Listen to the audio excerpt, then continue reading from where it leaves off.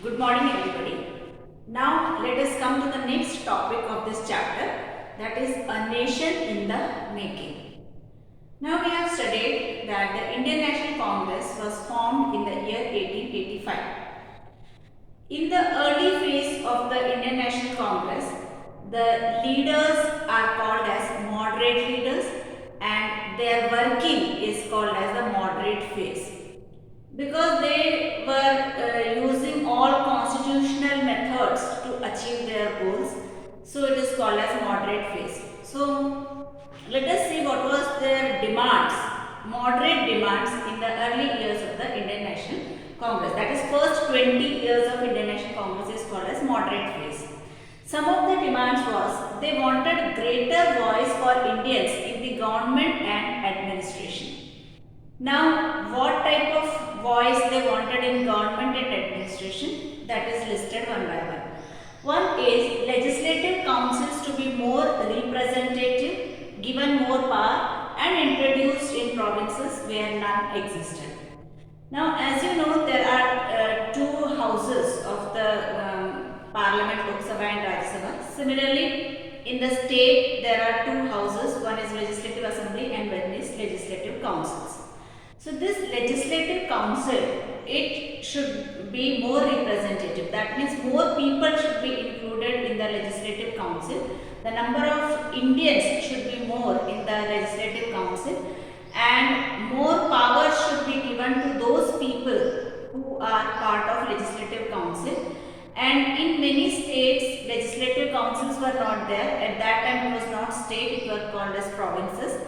So in many provinces, legislative councils were not there. So the Indians demanded that in those provinces also legislative councils should come and more Indians should be represented and they should be given more power. Then one more demand was that Indians be placed in the high positions in government. For this called for civil service examination to be held in India as well. So since till now the British felt that the important posts cannot be given to Indians because they are not responsible. So the job of responsibility cannot be given to Indians. So that is why the higher posts were never given to Indians. Now the British Indians wanted that even in the government jobs, high position should be given to Indians.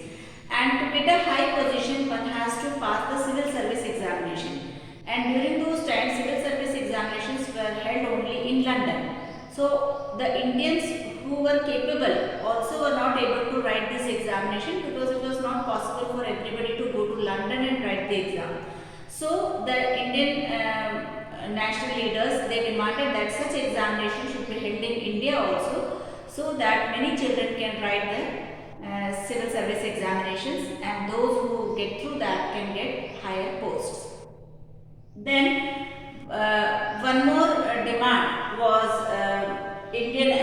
demand for Indian. That all these can be called as demand for Indianization, because more Indians should get higher posts, more Indians will get representation in the legislative council. So this is called Indianization. So this Indianization was in a way a movement against racism, because as we have studied that everywhere, when we studied about Ilbert Bill, we studied that they do not want any Indian judge to try any English or a European man. So that showed their racism. So such type of racism existed in many fields. So if Indianization will be there, so if more people will come in civil service examinations and in legislative councils, so this Indianization would help to reduce racism. And Indians could not be, and this racism also was one reason that they did not want to give any job of responsibility to the Indians. So this racism will end if Indianization comes. Moreover, Indianization would reduce the drain of wealth. So this is what the early leaders felt. Nowadays, whenever these British officials were holding any post and they used to get the salary, much of their wealth they were sending to their families who lived in England or in any European country. So much of the money from India was flowing towards the European countries. So if Indians are given those that money will remain in India and it will stop the drain of wealth towards the another country. So this was also one of the motive why Indianization was focused.